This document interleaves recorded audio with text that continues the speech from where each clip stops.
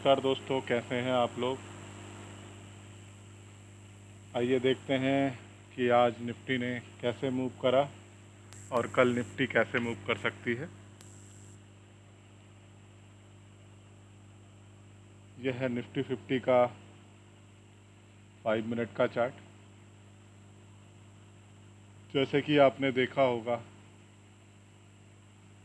Friday की शाम को उसने नीचे क्लोजिंग दी थी, फिर गैप अप हुआ और गैप अप होने के बाद सीधे ऊपर शूट करता हुआ निकल गया अप साइड में। और इसने बहुत बढ़िया बुल रन दिया अप साइड में और लगभग अच्छी खासी क्लोजिंग करी इसने 24,924 के आसपास। और उसके बाद अगले दिन डाउन साइड ओपन होता है, आज मतलब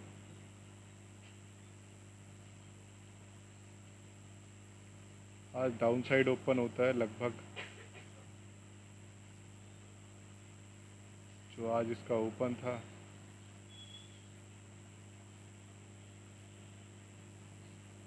सॉरी, अब देखेंगे तो इसकी ओपनिंग जो होती है वो लगभग 54,000, जो हमारा 24,860 वाला लेवल था उसके आसपास ही क्लोजिंग देता है और सीधे फेक आउट करके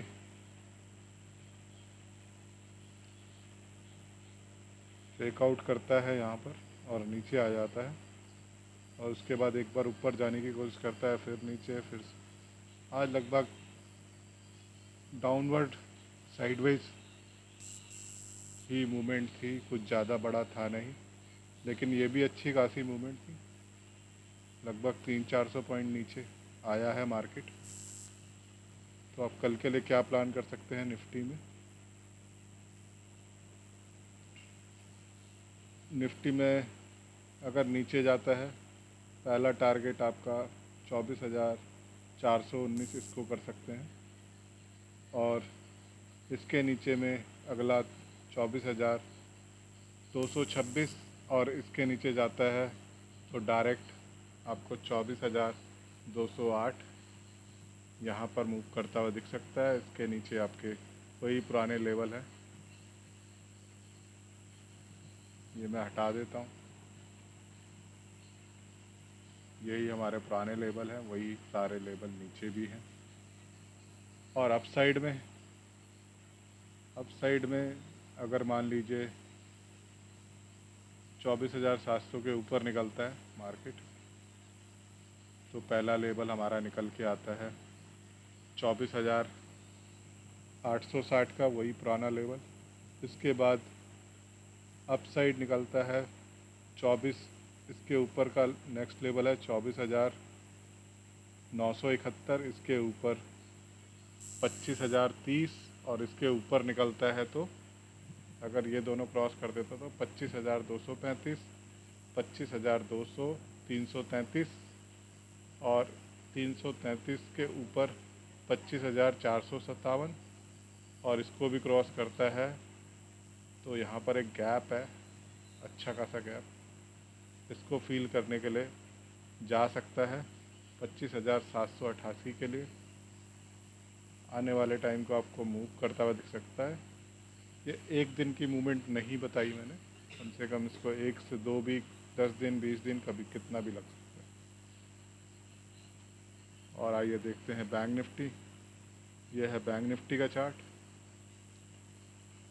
बैंक निफ्टी लगभग आज साइडवेज ही था, कुछ ज़्यादा बड़ी मूवमेंट हुई नहीं। वही ओपनिंग करता है लगभग, इसकी जो ओपनिंग थी 55,234, हाई लगाता है 55,499 का।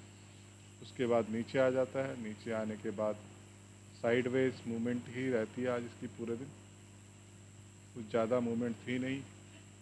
300-400 पॉइंट में ही इसने ऊपर नीचे करके क्लोज़ कर दिया।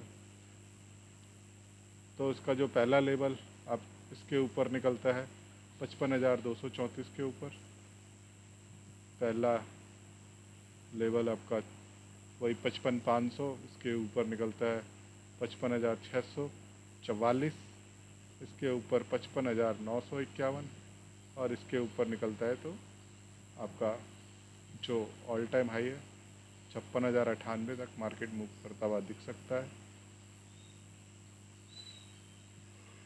और नीचे में मैं तो बोलूँ जब तक ये 54,467 क्रॉस ना कर दे जब तक शॉर्ट ना करें। ये लास्ट ईयर का हाई है, इसके नीचे निकल जाती है मार्केट तो मार्केट पहला लेवल लगभग 54,106, दूसरा 53,918 और 53,518 और 52,800 तक आपको मूव करता हुआ दिख सकता है।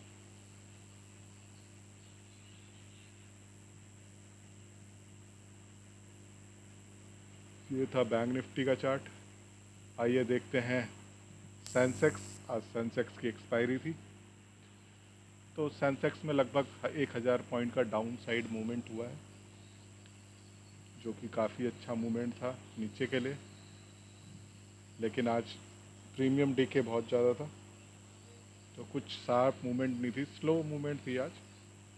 और प्रीमियम कुछ अच्छे मिले नहीं डाउन साइड में, जो शुरू में मिले होंगे वही मिले थे। उसके बाद कुछ खास मूवमेंट था नहीं, प्रीमियम डीके करते रहा।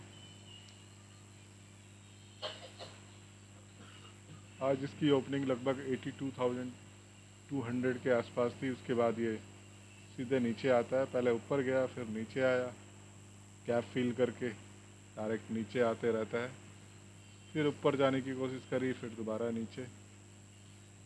और लगभग इसकी जो क्लोजिंग है 81,188 के आसपास दी है इसने। अगर इसके नीचे निकलता है तो पहला लेवल आपका निकल के आता है 80,651। इसे मैं हटा देता हूँ, ये ओपनिंग नहीं थी। और इसके नीचे निकलता है तो 79,400 और इसके नीचे निकलता है तो वही दो सपोर्ट हमारे पुराने 78,900 और 78,553। इसको भी तोड़ देता है तब ये लास्ट ईयर का लास्ट मंथ का मतलब लास्ट मंथ बोल रहा हूँ, ये मार्च का है मेरे ख्याल में, मार्च का क्लोज होगा ये।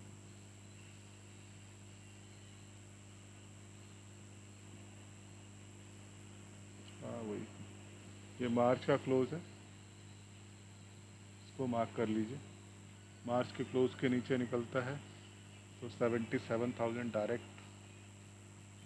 जाता हुआ दिख सकता है आपको डाउन साइड। वो आने वाले टाइम पे दिख सकता है, एक दिन में आना पॉसिबल नहीं है। लेकिन अभी इसने 3,000 पॉइंट की मूवमेंट दी थी, मतलब इतना बड़ा गैप अप हुआ था, बहुत अच्छा।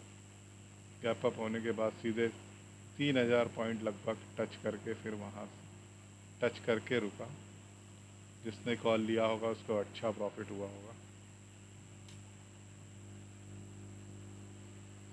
और आज भी अच्छा खासा मूवमेंट था 1,000 पॉइंट का। अब मुझे ऐसा लगता है कि ये यहाँ से कल जाते हुए यहाँ पर सपोर्ट ले सकता है, 80,651 के आसपास आता है तो यहाँ से सपोर्ट लेके ऊपर निकल सकता है, या यहीं से ही ऊपर निकल सकता है, ऐसे घूम के ऊपर। और अगर ऐसा नहीं होता तो नीचे आएगा, इसको रेजिस्टेंस को सपोर्ट बनाएगा, और सॉरी सपोर्ट को रेजिस्टेंस बना के नीचे गिरेगा यहाँ से। कुछ इस तरीके से दिखा देता हूँ, मतलब नीचे आए ऊपर से डायरेक्ट यहाँ पर आए, फिर धड़ाम से नीचे गिरे ऐसे, ये हो सकता है। या फिर